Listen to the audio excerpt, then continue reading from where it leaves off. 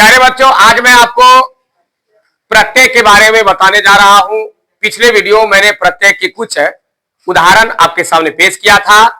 सुबंत पद, तिगंत पद, ये दोनों सुप प्रत्यय, तिंग प्रत्यय पढ़ा दिए थे और उसके बाद कृदंत प्रत्यय में प्रवेश किया था, जिसमें कि 2-3 प्रत्यय आपको जानकारी में दिया था। आइए हम और भी उसमें किस किस प्रकार के प्रत्यय हैं उसकी जानकारी में देने जा रहा हूं। आइए देखिए आगे क्या होता है। सबसे पहला है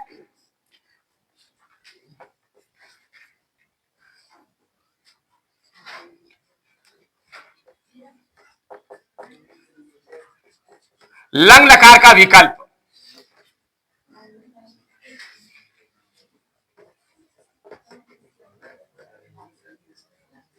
लंग लकार का विकल्प, ठीक है। तो लंग लकार का विकल्प मैं आपको दे रहा हूं। लंग लकार आप पढ़ते हैं जिसके आगे और लगा रहता है। आत, आतम, अन, आह, आतम, आत, आम, आव, आम, आ, ए, ई, था, थे, थी, जिसका पहचान है, लंग लकार उसका नाम है। ये आप पढ़े हैं। आप लकार के जगह पर आप क्या कर सकते हैं, प्रत्यय का भी प्रयोग कर सकते हैं। इसके लिए हमारे विद्वानों ने 2 प्रत्यय का निर्माण किया है, जिसको कहते हैं भूतकालिक प्रत्यय। क्या नाम रखा है उसको? भूतकालिक प्रत्यय। क्यों नाम रखा है? इसलिए कि लंग लकार का अर्थ होता है भूतकाल। क्या होता है? भूतकाल 2 तरह के होते हैं, याद रखिएगा। भूतकाल कितने तरह होते हैं? एक संस्कृत में 2 तरह के बताए गए हैं, ठीक है। इससे तो भूतकाल के 6 भेद है हिंदी में, ठीक है ना। भूतकाल के कितने भेद है? सामान्य, आसन, पूर्ण, भूत, अपूर्ण, संदिग्ध, हेतु, हेतु, मध्यभूत। सामान्य, आसन, पूर्ण, भूत, अपूर्ण, संदिग्ध, हेतु, हेतु, मध्यभूत। सामान्य, आसन, पूर्ण, भूत, अपूर्ण, संदिग्ध, हेतु, हेतु, मध्य। जब जब तुझको पुकारे, ये आप समझ लीजिए। ये आपने भूत के 6 भेद भूतकाल के जो है ये हिंदी में है, ठीक है।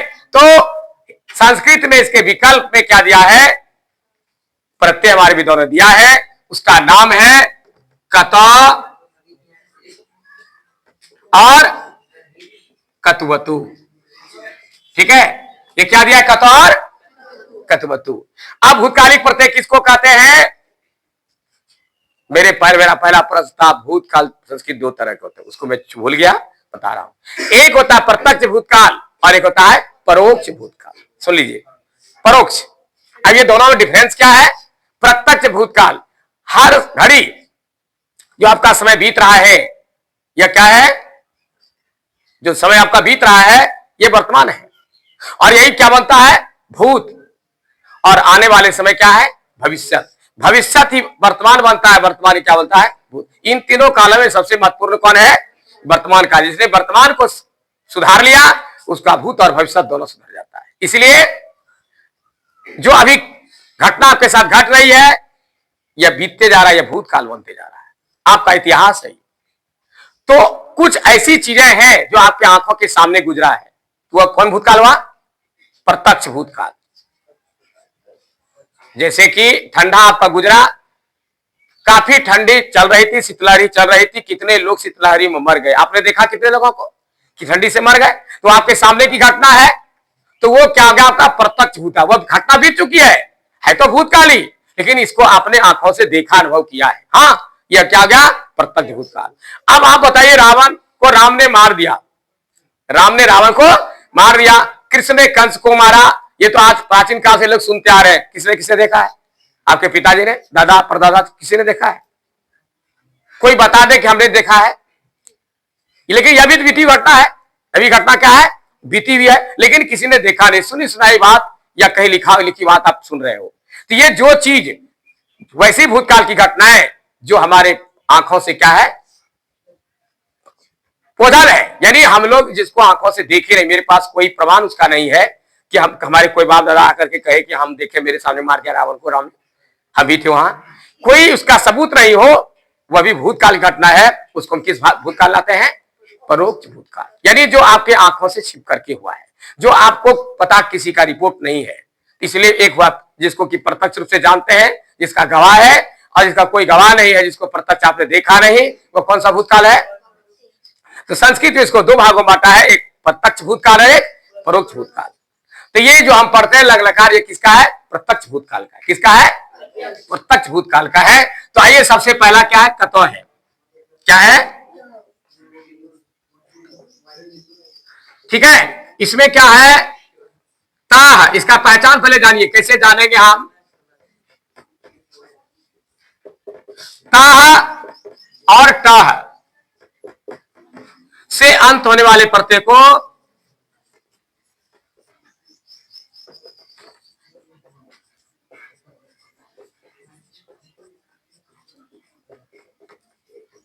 हम कतो प्रत्यय कहते हैं।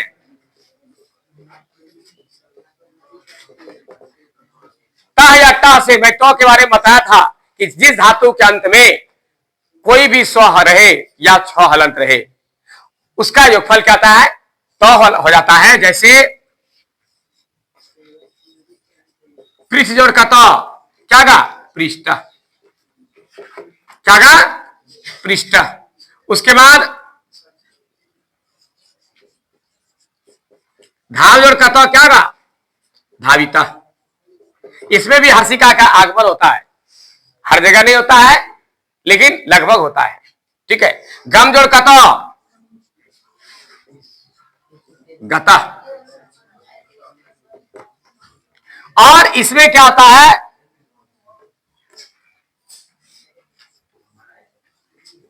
तीनों वचनों में होता है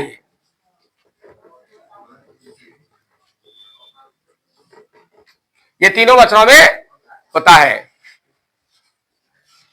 इन्हीं बालका बालका बालका। इसका हम किस पर पढ़ेंगे? ये जितना भी शब्द रूप है किस पर पढ़ा जाएगा? तीनों लिंगों में होता, तीनों वचनों में और तीनों लिंगों में होता है।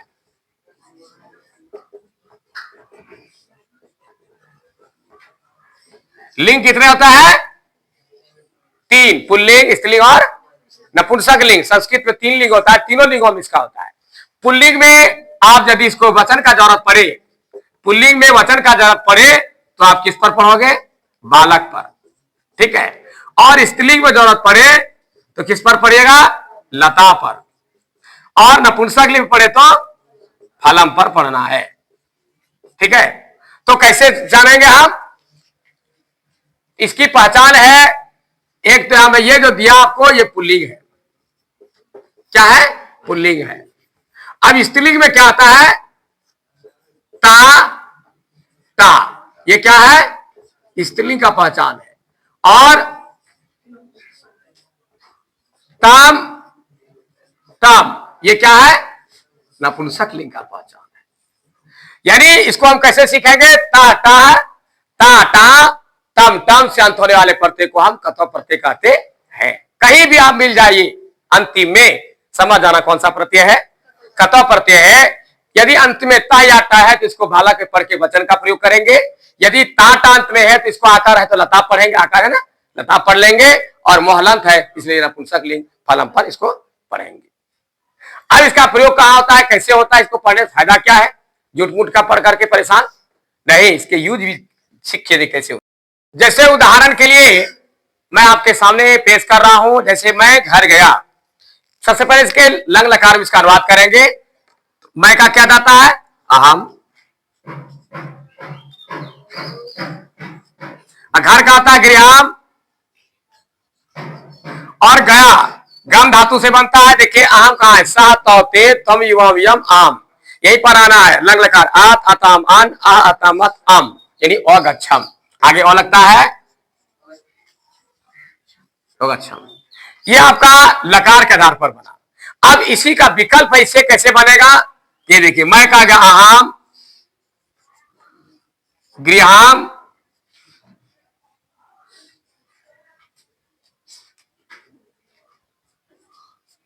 अब क्या आगा? अहम गृहम। ये देखिए ये पुल्लिंग है, गया पुल्लिंग है, गई रहता स्त्रीलिंग होता, तो पुल्लिंग वाला देखेंगे। क्या आगा? गम जोड़ कतो। अब गम धातु किसे जोड़िए? गम जोड़ कतो क्या आता है? लिखा ना, पुल्लिंग का शब्द गता है। स्त्रीलिंग में क्या हो जाएगा? इसका स्त्रीलिंग हो जाएगा गता। नपुंसक लिंग क्या होगा?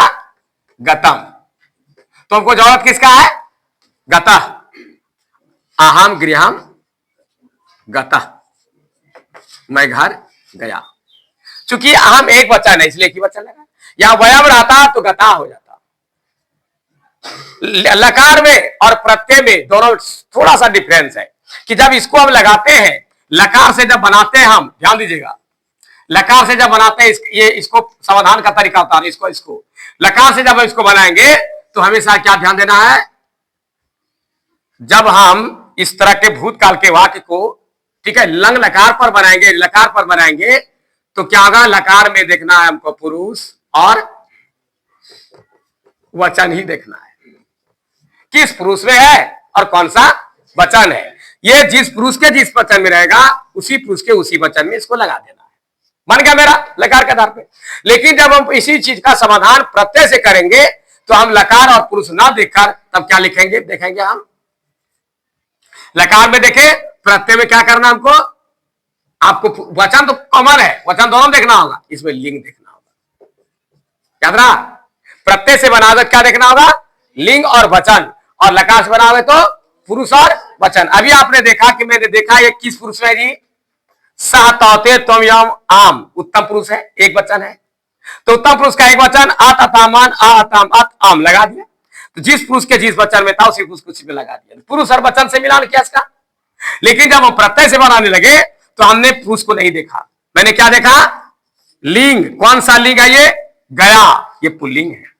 इसलिए लिंग के आधार पर क्या लगाया? पुल्लिंग का क्या है? ये पुल्लिंग है, ये स्त्रीलिंग है, ये नपुंसक लिंग है, तो पुल्लिंग का लगाया। और वचन देखा मैं, क्या वचन देखा? कि ये एक वचन है इसलिए गता लगा। पुल्लिंग यदि द्विवचन होता, यदि रहता हम दोनों, यदि यहां पर क्या रहता? हम दोनों, तो क्या वचन हो गया?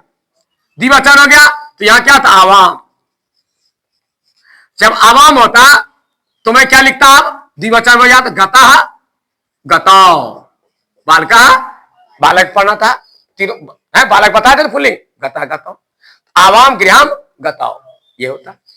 अब आपने कभी देखा होगा कि यहां पर हमने मोहलंत का प्रयोग किया और यहां पर अनुस्वा क्यों दे दिए? इसका नियम है, यदि मोहलंत के बाद, ठीक है, स्वर वर्ण आवे, यदि मोहलंत के बाद स्वर वर्ण आवे तो क्या आता है? यह मोहलंत ही रह जाता है। और यदि मोहलंत के बाद व्यंजन वर्ण आए तो वह मोहलंत अनुस्वार में बदल जाता है। इसलिए यहां पर देखिए अनुस्वार दिया, यहां पर मैं मोहलंत लिखा था और आने के कारण स्वर वर्ण के कारण मोहलंत रहा, और यदि व्यंजन वर्ण रहेगा तो यह मोहलंत अनुस्वार में बदल जाएगा। ये इसका तरीका है। ये मैं आपको अब स्त्रीलिंग में बनाना है। स्त्रीलिंग में बनाना है जैसे कि वे दोनों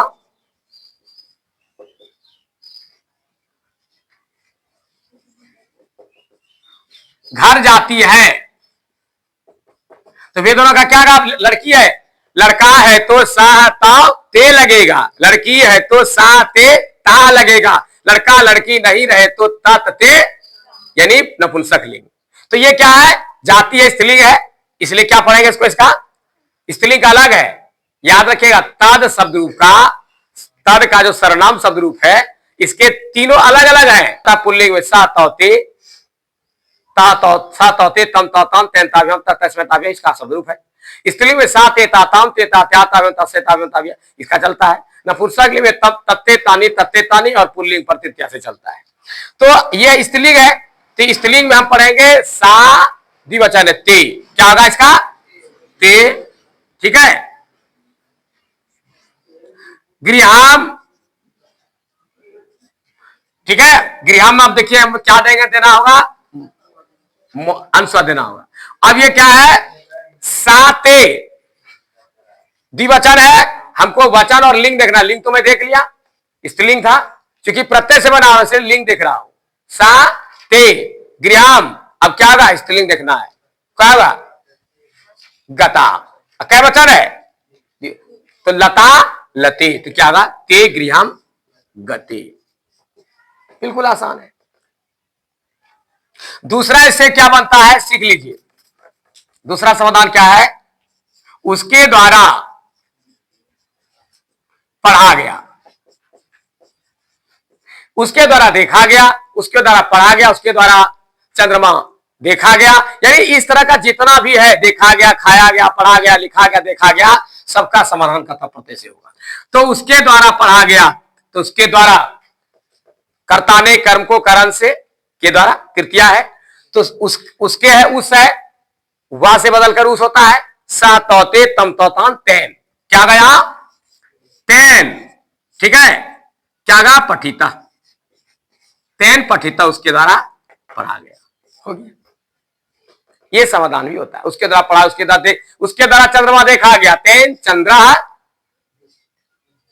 दृष्टा, देखा गया, ठीक है ना, क्योंकि स्व है तो क्या लगेगा, तेन चंद्रम दृष्टा, उसके द्वारा चंद्रमा देखा गया। इस तरह से समाधान होता है। अब आइए हम आपको ले चलते हैं किसके पास, कथवतु के पास।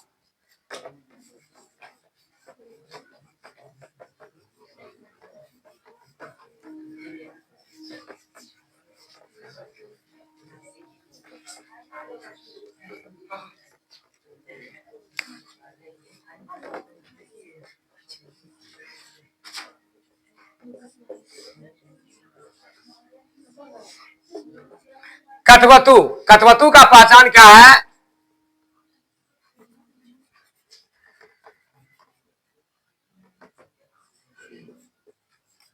वानवती वत, ये पुल्लिंग, ये स्त्रीलिंग, और ये वानवती वत संत होने वाले प्रत्यय को क्या कहते हैं हम, कथवतु प्रत्यय कहते हैं। क्या कहते हैं, कथवतु प्रत्यय कहते हैं, ठीक है। जैसे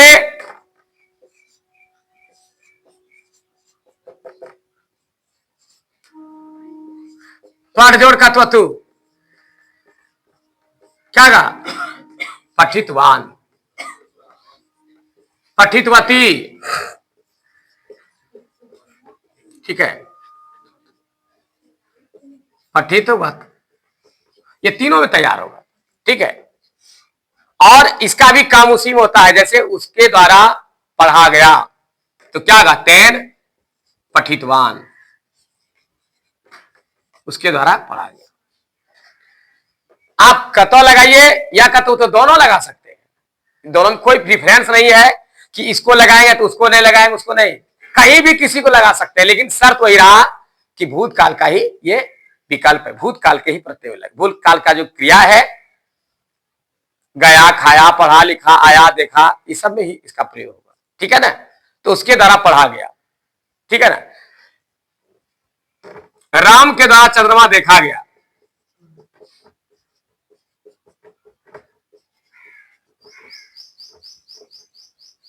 राम के द्वारा चंद्रमा देखा गया, रामेण, ठीक है,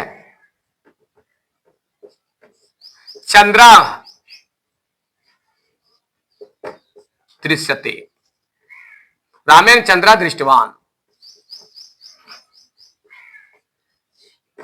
राम के द्वारा चंद्रमा देखा गया, ठीक है, दृष्टवान, या राम, इसको लिखोगे राम चंद्रमा देखता है तो रामा चंद्रम पश्यति, देखता है तो तप्ती लगा ना, लाट लगा रहोगे, लट लगा रहेगा ना, ठीक है। राम के द्वारा चंद्रमा देखा गया, ये कौन सा हुआ, ये आपको काम करता है, यानी कौन सा ये हो गया आपका, आप पढ़े होंगे ये वॉइस, उसी में ये है पैसिव वॉइस, यानी कर्मवाच्य में, कर्मवाच्य में इसका प्रयोग होता है, ठीक है ना। देखा गया, खाया गया, पढ़ा गया, जो है ना, उसमें आप कर सकते हैं। पठिता, पढ़ा गया, ठीक है, गतवान, गया, आगे में तेन लगा दीजिएगा तो क्या होगा, तेन गतवान, उसके द्वारा भेजा गया या जाया गया। इस तरीके से इसका समाधान होता है। ये पहचान, कहीं भी आप देखिएगा अंत में वान लगा रहे हैं, ठीक है, या वती, या अब इसका शब्दरूप क्या क्या होता है, ये धावत पर चलता है। इसका शब्दरूप किस पर चलता है, इसको लिंग का जरूरत, ये वचन का जरूरत पड़ेगा तो इसको धावत पर पढ़ेंगे, धावन, धावंत, और इसका पड़ेगा तो इसको नदी पर पढ़ना है, क्योंकि नदी स्त्रीलिंग है, हाँ, इस पर पढ़िएगा। और ये जगत के पर चलता है, जगत जगती जगंती, उस आधार पर इसका प्रयोग होता है। तो प्यारे बच्चों, अब आपको पहचान करना, इसको कई तरह से पूछा जाता है। कभी कभी परीक्षा में पूछेगा पठितवान में कौन सा प्रत्यय लगा है, तो आप जान लीजिएगा कि क्रिया के अंत में लगा है, ये कृदंत प्रत्यय है ही, और कृदंत प्रत्यय में क्या होता है, वानवती संतु कर्तृत्व प्रत्यय होता है। ऑप्शन देख करके आप टिक लगा दीजिए।